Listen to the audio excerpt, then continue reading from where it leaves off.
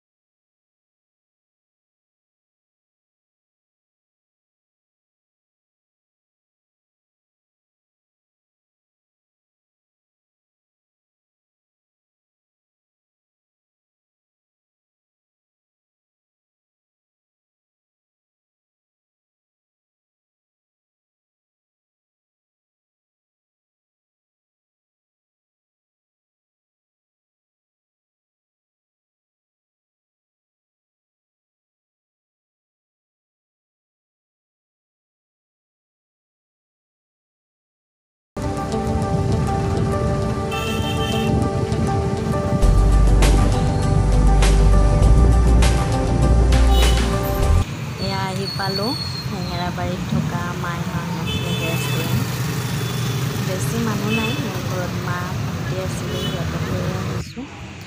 ভাবিলোঁ এইখনতে আহোঁ আৰু ভাল লাগিছে। মই একচুৱেলি গুগলত চাই লৈছোঁ, ভাল লাগিলে মানে ভিতৰৰ পৰিৱেশটো আৰু খানাখিনিতো আমাৰ অসমীয়া থলুৱা খানাই।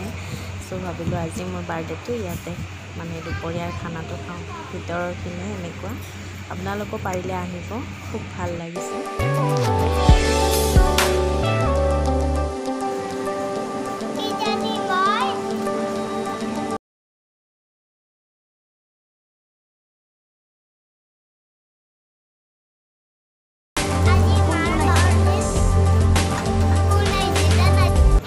আমি লৈছোঁ মটন থালি আৰু সৰু মাছ ভাজি, তাৰপিছত মাছ পোৰা, খুব ভাল লাগিছে মাছ পোৰাটো খাই। বাকী আলু পিটিকা, আৰি মাছ, পৰ্ক ড্ৰাই ফ্ৰাই, মটনৰো ফ্ৰাই লৈছোঁ আৰু লোকেল চিকেন, সেয়াই আৰু খুব ভাল লাগিছে খাই। খানাটো কিন্তু খুব টেষ্টি হৈছে, পাৰিলে আপোনালোকো আহিব।